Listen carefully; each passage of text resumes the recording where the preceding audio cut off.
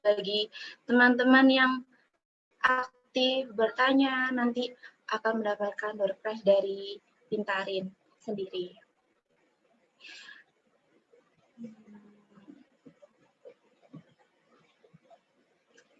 Baik, kita mulai acaranya.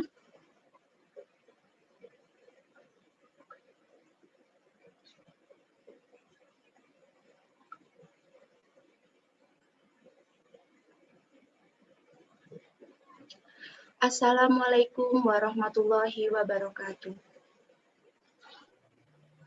Waalaikumsalam warahmatullahi wabarakatuh. Selamat siang, salam sejahtera untuk kita semua.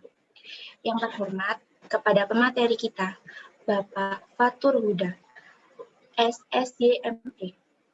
Yang terhormat kepada CEO Pintarin, Mas Muhammad Aminullah, serta para hadirin yang saya banggakan dan saya sayangi. Alhamdulillah, puji syukur kita panjatkan kepada Allah Subhanahu wa Ta'ala. Karena berkat rahmatnya, kita diberi kesempatan untuk menimba ilmu bersama para pemateri yang luar biasa yang dilakukan secara virtual. Semoga kita dalam keadaan sehat walafiat. Terima kasih juga kepada hadirin yang sudah meluangkan waktunya untuk mengikuti serangkaian acara webinar yang berjudul Kiat Sukses Mendidik Pelajar Generasi Alpha di Era Digital. Berikut ini saya akan bacakan susunan acaranya. Yang pertama, pembukaan. Yang kedua, sambutan. Yang ketiga, menyanyikan lagu Indonesia Raya dan Mars Wajib Belajar. Yang keempat, pembawaan materi kepada Bapak Fatur Huda. Yang kelima, pengenalan Pintarin kepada Mas Muhammad Aminullah. Yang keenam, penutup. Untuk mempersingkat waktu, kita memasuki acara selanjutnya, yaitu pembukaan dan sambutan dari Ketua Pelaksana kepada Mbak Nersya Anderani. Dipersilahkan. Terima kasih untuk Mbak Kiki. Assalamualaikum warahmatullahi wabarakatuh. Selamat siang, salam sejahtera bagi kita semua. Yang saya hormati Bapak Fatur Huda, yang saya hormati jajaran pengurus panitia webinar pendidikan, dan para hadirin peserta webinar pendidikan yang saya tidak bisa sebutkan satu persatu. Puji syukur kepada Allah Subhanahu wa Ta'ala yang telah memberikan rahmat-Nya bagi kita semua, sehingga kita semua bisa hadir di acara webinar pendidikan dengan keadaan sehat walafiat. Meskipun acara ini diadakan secara online, tetapi kita semua begitu bersemangat untuk mensukseskan acara ini. Saya Nersya Anderani Olah, di sini saya selaku Ketua Pelaksana webinar pendidikan mengucapkan banyak terima kasih untuk kalian semua yang telah meluangkan waktu dan tenaganya untuk mengikuti acara ini. Semoga acara ini berjalan dengan lancar dan bermanfaat bagi kalian semua. Itu saja yang bisa saya sampaikan. Kurang lebihnya saya mohon maaf sebesar-besarnya. Dengan ini, acara webinar pendidikan saya buka dengan bacaan basmalah. Bismillahirrahmanirrahim. Sekian, wassalamualaikum warahmatullahi wabarakatuh. Saya kembalikan lagi ke pembawa acara, Mbak Kiki, dipersilakan. Terima kasih Mbak Nersya Anderani. Selanjutnya, menyanyikan lagu Indonesia Raya dan Mars Wajib Belajar.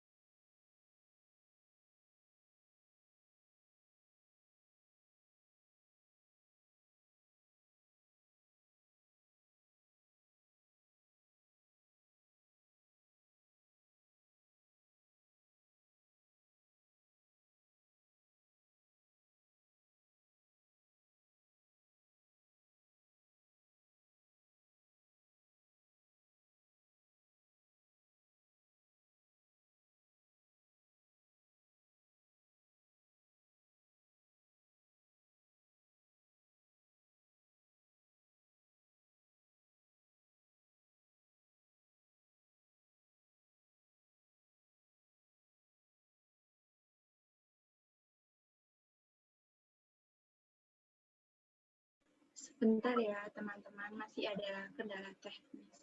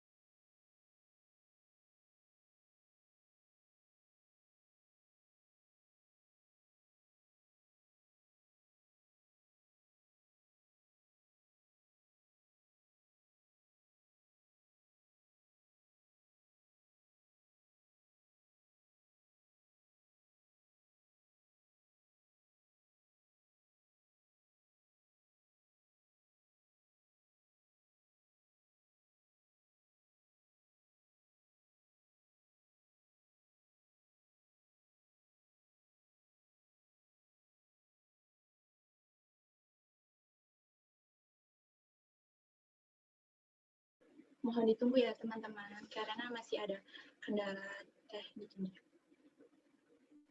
Mungkin kita bisa sapa-sapa dulu sebentar, karena masih ada kendala teknik. Ini dari Mbak Rizky Dwi Tias, ini dari mana? Dari Banyuwangi, Kak. Alhamdulillah, dari Banyuwangi. Hadir ya, Banyuwangi.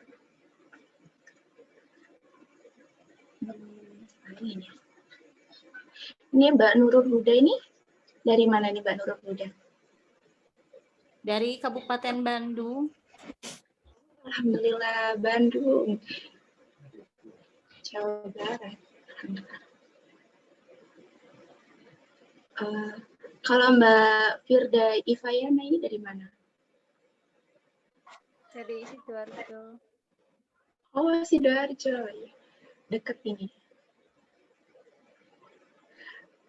Lagi ya. Ini kok banyak yang nggak on cam. Saya mau kenalan satu-satu ini. Kok nggak ada yang on cam ya?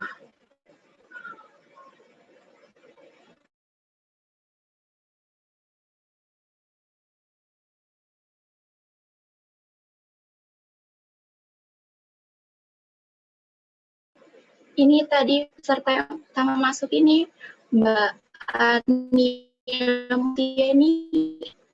Saya mau kenalan ini. Tadi beliau ini masuk duluan. Halo Mbak Nia Mutia. Ini kemana ini Mbak Nia Mutia? Mbak Nia Mutia. Oh mungkin orang yang masih sibuk mungkin.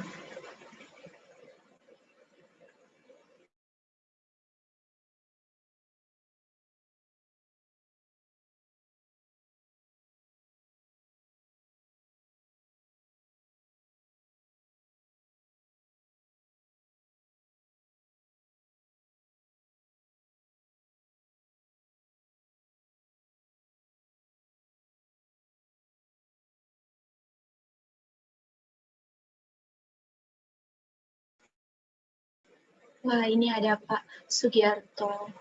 Dari mana Bapak?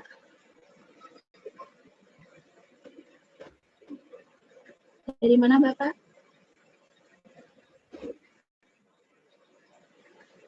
Tidak terdengar Bapak, suaranya Bapak. Oh iya. Terima kasih ya Bapak sudah pakai background-nya. Sama Mbak.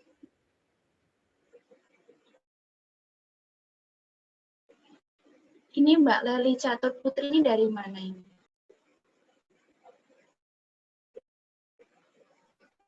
Dari Mojokerto. Alhamdulillah, Mojokerto. Kota sebelah. Deket ini. Ini deket lagi ya. Ini banyak yang nggak on kan sih.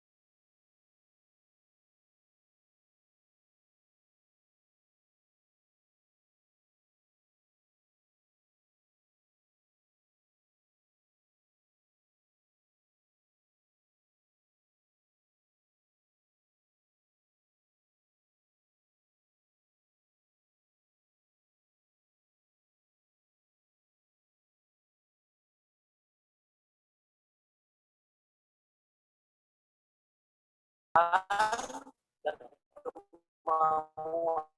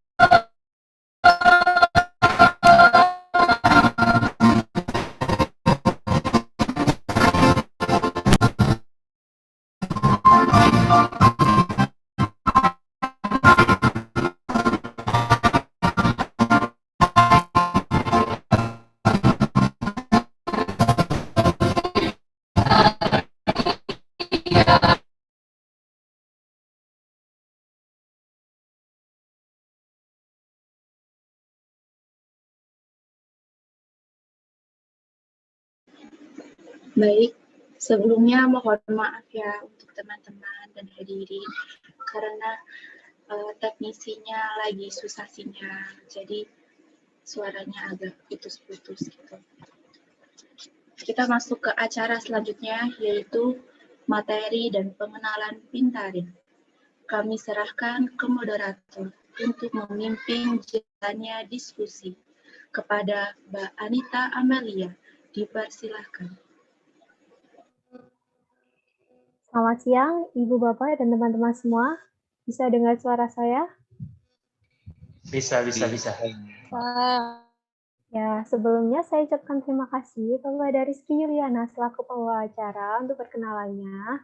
Perkenalkan, saya Anita Amelia. Saya juga mengucapkan terima kasih sudah memberikan saya opportunity untuk menjadi moderator dan memandu acara yang bakal insightful banget nih.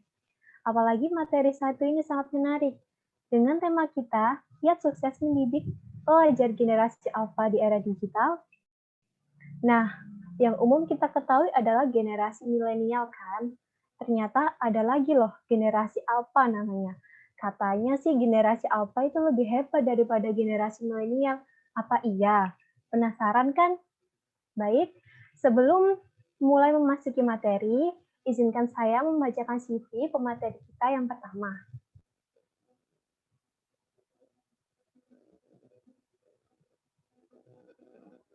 Boleh di-share screen?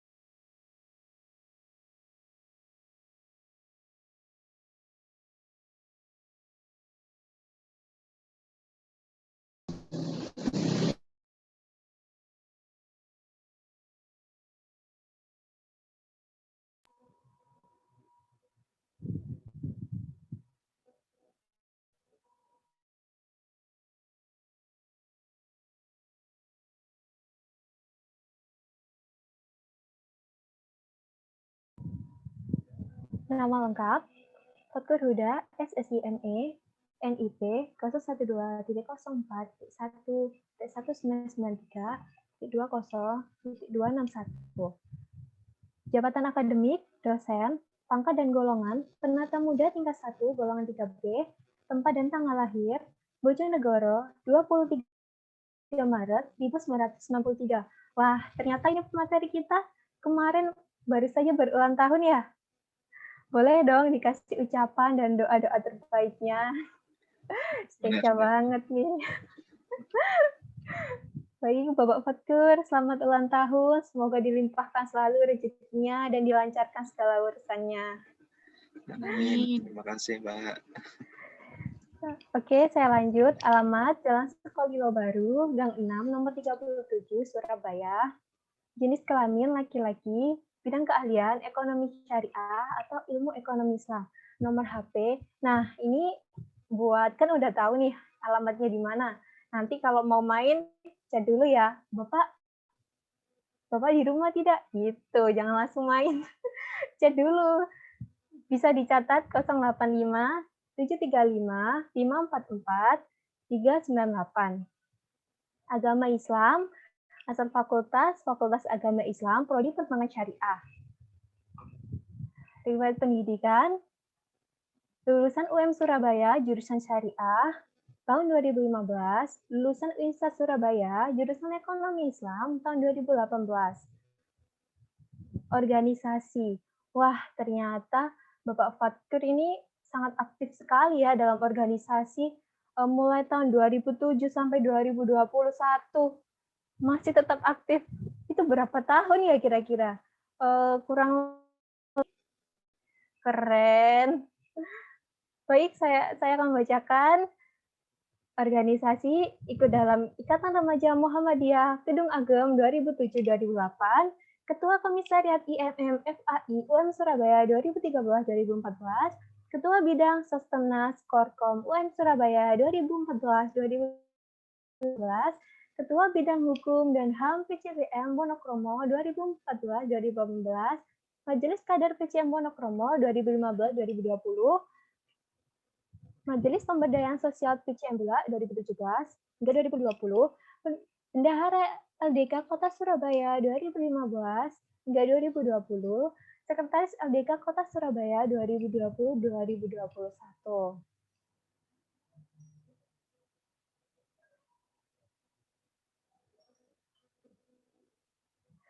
Selain itu, beliau juga gemar menulis artikel dan buku, dan juga esai.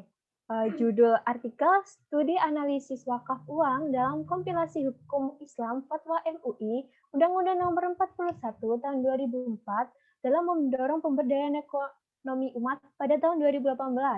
Yang kedua, ada model desa mandiri berbasis ekonomi syariah di Jawa Timur tahun 2018. Yang ketiga, Islamic Philanthropy and Improving the Quality of Competitive Human Resource, A Lesson from Indonesia, tahun 2019. Yang keempat, Alam Pikir Era Pandemi, Kajian Lintas Ilmu, Google Books, tahun 2020. Ini juga ada esai. Wah, ini kalau esainya dibaca semua nih, habis nih waktunya. Jadi saya bacakan beberapa saya ya. Di situ juga terdapat link. Jadi kalau kalian ingin menambah wawasan, bisa di screenshot atau enggak kalau nanti bisa dikirim deh CV-nya buat pengetahuan buat kita semua. Yang pertama ada Ibnu Taimiyah menciptakan ruang keadilan harga. Yang kedua, tantangan ekonomi Islam dalam dimensi moral. Yang ketiga, ketahanan pangan dan ekologi pedesaan. Yang keempat, tenaga kerja dan keadilan upah. Yang kelima, masa depan dan investasi. Yang keenam, pasar digital, pemasaran, dan kebutuhan manusia.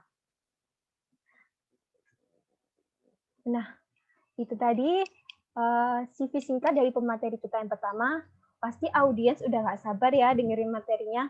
Nah, untuk siang hari ini, masing-masing pemateri akan diberikan waktu 20 menit untuk pemaparan materi dan 10 menit untuk sesi tanya-jawab. Untuk audiens, bisa bertanya lewat chat atau juga bertanya langsung setelah penjelasan materinya nanti. Mungkin nggak usah lama-lama ya. Bapak Fatkur, waktu dan tempat disilahkan. Ya, terima kasih Mbak Anita Amalia selaku moderator. Assalamualaikum warahmatullahi wabarakatuh. Salam sejahtera untuk teman-teman semua yang pesertanya cukup varian dari demografinya ya, dari beberapa wilayah demografi, mulai dari yang di Jawa sampai yang di luar Jawa. Semoga ini menjadi salah satu media untuk silaturahim dan khususnya bagi saya dan untuk teman-teman semuanya yang alhamdulillah sekarang mau launching ya, sudah berjalan untuk Pintarin dan ini memperkenalkan lebih jauh di gerbang Nusantara di Indonesia khususnya.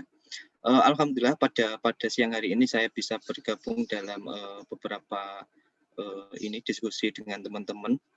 Sebenarnya ini lebih pada sharing dan diskusi ya, terkait dengan bagaimana nanti kita akan menghadapi masa di mana ada yang namanya generasi alpha.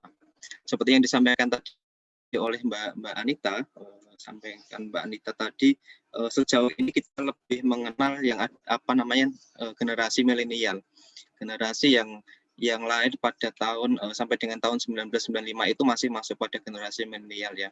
Kalau kita lihat perkembangan daripada aspek generasi, skema generasi itu memang sampai dengan hari ini sudah ada sekitar 5 generasi. Mungkin kita dulu saat saya masih sebelum kuliah mungkin sangat berbeda ya dengan menghadapi mahasiswa yang sekarang sudah masuk di era yang sangat digital ini, termasuk di eranya Mbak Amalia ini pasti sudah sangat berbeda dengan masa di mana saya masih kecil. Saya tahun 1993 itu artinya saya masuk pada generasi milenial. Yang hadir pada hari ini saya rasa tetap ada yang mewakili dari generasi, barangkali ada generasi X yang hadir sebagai seorang guru. Mungkin tadi saya nggak tahu apakah ibu guru yang berada di PAUD tadi merupakan generasi X atau bukan. Tapi setidaknya saya rasa beliau adalah orang yang sangat paham terkait dengan generasi alpha. Karena generasi alpha itu saat ini masih pada posisi usia sekitar 10 sampai 11 tahun. Yang mana artinya itu dia masih berada di pendidikan dasar ya, pendidikan dasar khususnya di SD, sekolah dasar, atau sekarang masih pada pendidikan TK, pra SD itu, Pak. Sehingga ini menjadi sangat diskusi yang sangat kita perlu gambarkan lebih jauh, di mana artinya saya secara personal, secara pribadi itu belum begitu berkecimpung dengan mereka, anak-anak yang di usia generasi alpha ini, tapi saya lebih masih kalau di dunia di dosen sekarang ketika ngajar ya saya masih ketemu dengan anak-anak yang masuk pada generasi Y ya, di generasi Y. Kalau generasi milenial atau generasi Z sekarang ya, di Mbak Amalia itu mungkin sudah generasi Z, sehingga ini ada perbedaan yang sangat signifikan baik secara culture maupun secara geografinya. Jadi pemetaan generasi ini diartikan untuk supaya kita itu mudah ya memahami karakter anak-anak yang memiliki kecenderungan yang berbeda-beda. Di generasi alpha ini bahkan dalam sebuah pengertian ya, di next dulu. Jadi kalau kita lihat generasi alpha dengan cakupan yang cukup erat, generasi alpha itu dia lahir di periode 2011 sampai dengan nanti 2025. Artinya masih ada sekitar 4 tahun ke depan generasi alpha ini akan lahir dan mewarnai kehidupan yang ada di kita. Nah, generasi alpha ini sebenarnya masih memiliki suatu potensi yang sama dengan generasi milenial, generasi yang sebelumnya yang pada tahun 1990-an itu dia masih memiliki sebuah turunan di mana akhirnya ada masa teknologi komunikasi yang sangat sama-sama dinikmati. Karena generasi alpha ini adalah salah satu kemungkinan besar dia adalah anak daripada generasi milenial. Seperti saya ini yang lahir di 93 ini memiliki anak yang usianya baru 1,5 tahun, dia masuk pada masa di mana generasi yang dinamakan generasi alpha. Dengan pendekatan teknologi, dengan proses bahkan ketika dia masih dalam kandungan itu sudah kita kenalkan dengan teknologi ya. Kalau saya dulu lahir mungkin tidak sampai pada ada proses teknologi yang mendampingi kehamilan ibu saya, tapi anak saya yang sekarang baru lahir di tahun 2020 itu yang masuk pada generasi alpha itu sudah sejak dalam kandungan dia sudah kita kenalkan dengan teknologi. Artinya perangkat yang digunakan di rumah sakit, perangkat yang digunakan dalam proses lahiran sampai dengan stimulus yang kita gunakan di kandungan itu semuanya perangkat teknologi yang saya rasa juga bagian daripada proses pengenalan. Maka secara praktis generasi ini memiliki suatu ketergantungan teknologi ya dalam kehidupan sehari-hari. Baik dalam hal komunikasi, bekerja maupun dalam hal untuk mencari suatu hiburan, jadi entertainnya di dunia yang semua serba teknologi, hampir banyak hal yang mungkin tidak kita lewatkan ya terkait dengan model daripada sebuah generasi ini yang abai dari teknologi. Kita bisa melihat kondisi di tengah pandemi ini, anak-anak yang mulai usia TK sampai dengan mahasiswa itu dia tergantung banget kehidupannya mulai dari pendidikannya dengan model teknologi, sehingga ada sebuah anggapan bahwa generasi yang sejak dalam kandungan sudah didekatkan dengan teknologi ini, seperti yang disampaikan oleh moderator tadi, bahwa ada kemungkinan generasi alpha adalah generasi yang paling hebat ya, generasi yang memiliki suatu potensi kemampuan teknologi yang cukup baik sehingga dia mampu lebih mewarnai nantinya. Ini ke depan guru-guru TK dan guru-guru SD ketika tidak mampu menguasai teknologi maka akan kesulitan untuk menyesuaikan masa di mana generasi alpha ini mewarnai dunia pendidikan. Kalau kita bisa melihat klaster yang saya sampaikan tadi, ada sekitar 5 klaster generasi yang mungkin sampai dengan hari ini generasi X juga masih ada. Bahkan mereka yang sekarang sepuh di pendidikan, di lembaga pendidikan, baik di perguruan tinggi maupun di sekolah dasar dan menengah itu masih ada guru yang usianya sangat tua, yaitu masih sangat sepuh dan saya rasa itu masuk pada generasi X. Ada juga yang di generasi Y, milenial, generasi Z. Itu saya rasa generasi Z masih sangat minim yang masuk sebagai pendidik, sangat minim untuk masuk sebagai pendidik karena rata-rata mereka generasi Z saat ini adalah mereka yang masih menempuh pendidikan di perguruan tinggi. Artinya ketika saya mengacu pada posisi saya saat ini yang melakukan yang pada posisi generasi milenial, saya berhubungan secara langsung, berinteraksi secara langsung di perguruan tinggi di kampus itu dengan mereka yang saat ini saya katakan sebagai generasi Z. Nantinya di sekolah dasar yang mulai dari TK, mulai dari SD, itu saat ini masih generasi alpha. Maka ini menjadi PR besar bagi kami di generasi milenial nantinya ketika terjun di dunia pendidikan, barangkali nanti ada teman-teman yang khususnya akan menjadi seorang guru, memiliki peran sebagai seorang guru di pendidikan, dia akan berhadapan langsung dengan generasi alpha yang super luar biasa penguasaan terhadap teknologi. Karena bidang teknologi yang ditawarkan oleh mereka tidak hanya sekedar teknologi yang sifatnya praksis bahwa saya hanya sekedar untuk berkomunikasi, tapi dia melakukan berselancar di dunia media sosial itu hampir setiap hari dilakukan. Tidak mungkin dia hanya sekedar mencari bahan untuk pembelajaran, tapi model hiburan yang digunakan mulai dari game dan sebagainya itu sangat mempengaruhi kehidupan teman-teman yang ada di generasi alpha nantinya, di anak-anak kita yang pada masa generasi alpha. Khususnya teman-teman yang saat ini sedang membuat proyek terkait dengan Pintarin ini, saya rasa juga nanti yang dihadapi, siswanya yang dihadapi, mereka yang nantinya akan menjadi generasi alpha ini, yang sudah menjadi generasi alpha, ketika pendekatan teknologi yang digunakan ini sangat tepat, karena ada suatu hal yang sifatnya tidak membosankan, ketika misalkan di tengah pandemi ini dia melakukan proses pembelajaran yang hanya interaksi komunikasi menggunakan media seperti yang saat ini kita gunakan, media Zoom misalkan. Anak-anak di masa yang seperti itu tidak cukup dengan pendekatan kita interaktif. Saya menyampaikan beberapa materi terkait dengan kondisi yang pembelajaran saat ini, tapi dia butuh sesuatu yang fresh, apalagi dengan model permainan kuis yang sifatnya hanya paperless dan sebagainya, itu tidak mungkin lagi akan digunakan oleh anak-anak yang nantinya akan masuk pada generasi alpha.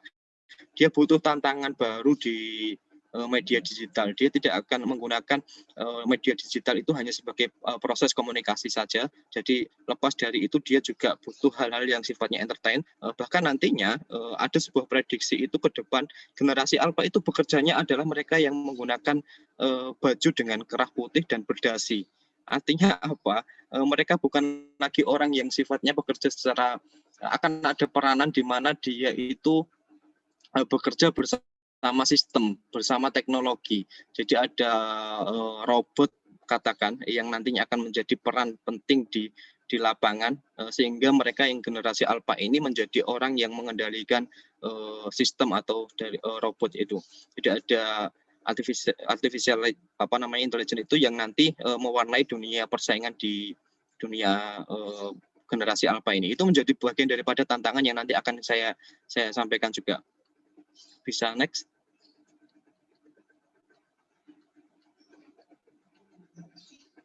Ya, kalau kita meninjau dari generasi alpha ini, beberapa penelitian sudah dilakukan terkait dengan apa yang dilakukan oleh Thomson. Jadi Thomson ini memiliki suatu riset penelitian terkait dengan generasi alpha, bahwa generasi ini memiliki suatu karakter individu ya, dengan karakteristik perilaku yang berfokus pada kreativitas. Artinya dia tidak bergantung pada proses yang dulu yang mungkin sebagaimana yang dilakukan oleh orang tuanya, tapi dia mencoba untuk menemukan kreativitas baru dan dinamika baru pada proses yang sangat menekankan kualitas daripada penggunaan teknologi.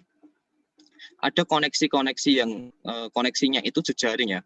Koneksi jejaring yang digunakan pun tidak model koneksi yang saat ini kita lakukan, di mana kebutuhan koneksi kita adalah ketemu dengan seseorang. Mereka mungkin koneksinya jauh lebih jauh lagi, misalkan mereka harus berkoneksi dengan orang-orang yang sifatnya di luar negara, di luar di mancanegara, maka itu menjadi bagian sangat luas ketika kita menjadi orang tua yang tidak mampu membatasi dunia yang ada di generasi alpha ini. Semakin mengkhawatirkan. Banyak sekali sekarang teman-teman yang ada di generasi alpha ini, anak-anak kita yang pada generasi alpha ini, dia sudah mampu mengoperasikan media sosial yang sifatnya itu sangat dewasa sekali. Jadi dia sudah punya akun-akun media sosial yang digunakan untuk berinteraksi dengan orang lain. Ini juga menjadi suatu hal yang sangat riskan berkaitan dengan kejahatan di media sosial ya, dan sebagainya, cybercrime dan sebagainya. Itu ini menjadi suatu tantangan. Banyak kasus yang sekarang terjadi, kekerasan terhadap anak, kekerasan di dunia media sosial itu menjadi suatu kebiasaan atau suatu hal yang baru yang akhirnya muncul menjadi dampak negatif di generasi alpha ini. Mereka cenderung mendapatkan kekerasan yang sifatnya juga secara di dunia maya, melakukan bullying dengan teman-temannya di dunia maya, melakukan berkelahi di dunia maya. Itu sangat riskan, apalagi dengan model yang sangat dipengaruhi oleh mereka pada generasi milenial ataupun generasi X, yang notabene kita adalah sebagai orang yang sebenarnya shock culture di media digital. banyak orang-orang di generasi X, orang tua kita di generasi X itu yang secara tidak siap mereka menghadapi tantangan teknologi yang akhirnya memberikan suatu keteladanannya yang tidak cukup baik kepada anak-anak yang saat ini masuk pada generasi alpha. Media yang digunakan bahkan riset yang terakhir ramai di Indonesia itu kan netizen Indonesia itu tidak beretika dan sebagainya. Ini menjadi sebuah contoh di mana akhirnya justifikasi terhadap pola atau keteladanan pola di media sosial kita itu kurang baik untuk teman-teman yang ada di generasi alpha. Nah, ini ditegaskan ada penekanan juga bahwa generasi ini oleh Tati itu memiliki suatu beberapa aspek yang perlu diperhatikan, yaitu terkait dengan penanaman sistem nilai.